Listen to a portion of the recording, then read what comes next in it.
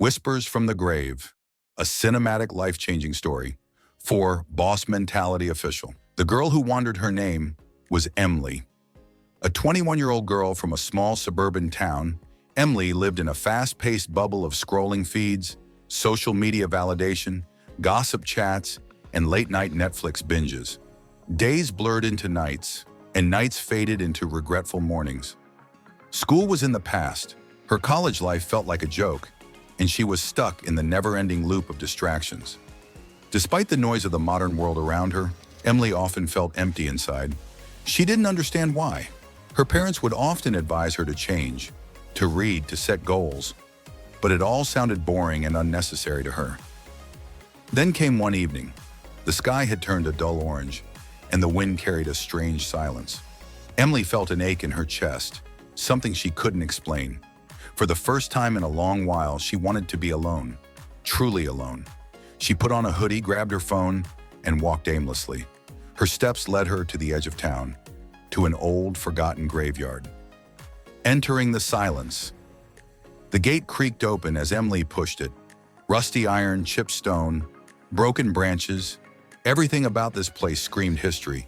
The air felt heavier. Trees whispered to each other. Birds had fallen silent, and time itself seemed to pause. She walked slowly, her shoes crunching on the gravel. The names on the gravestones had faded, some nearly invisible. There were crosses, Islamic crescent moons, stars of David in unmarked graves. This place held people of all kinds. Dead, yes, but once living souls with dreams, regrets, and stories. Emily found a bench under a dead tree and sat down. She whispered to herself, "What am I doing with my life?" Suddenly, she felt something strange. The wind around her grew colder. The leaves rustled louder. Her phone screen flickered and then died, even though it was fully charged a moment ago. Then, a whisper. "If only we had more time." Emily froze. Who said that? She looked around, heart pounding. From behind a gravestone, a faint light emerged. It slowly formed the shape of an elderly woman, transparent, glowing softly, with wise but tired eyes. The first spirit. The old woman looked directly at Emily, as if she could see her soul. "I spent my entire life pleasing others," she said gently. "I never had time for myself. My choices were never mine. I gave up dreams for expectations.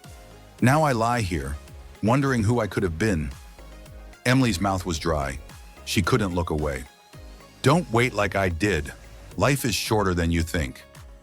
And just like that, the woman faded into dust.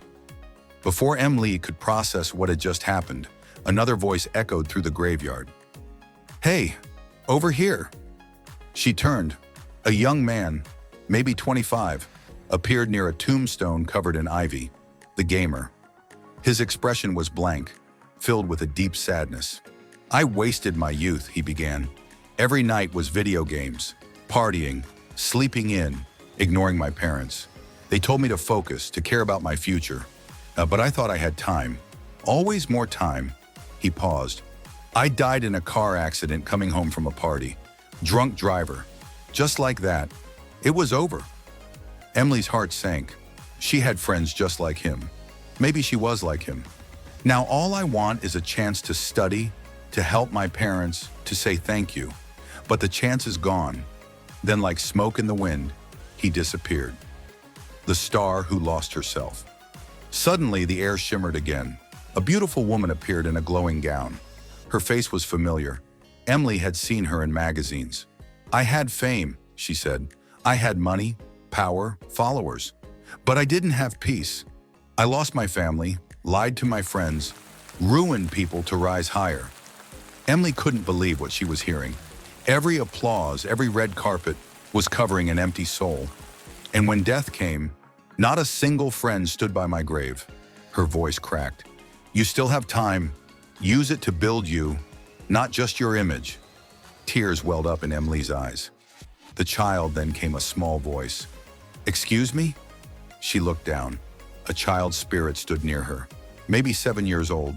He was smiling. "I didn't live long," he said, "but I lived right." Emily knelt beside him. "What do you mean?" "I helped people, I said thank you. I forgave. I learned from everyone, even my mistakes. I used every minute to grow, not just play. She was speechless. You have something I don't, he said, placing a tiny glowing hand on her chest. Time.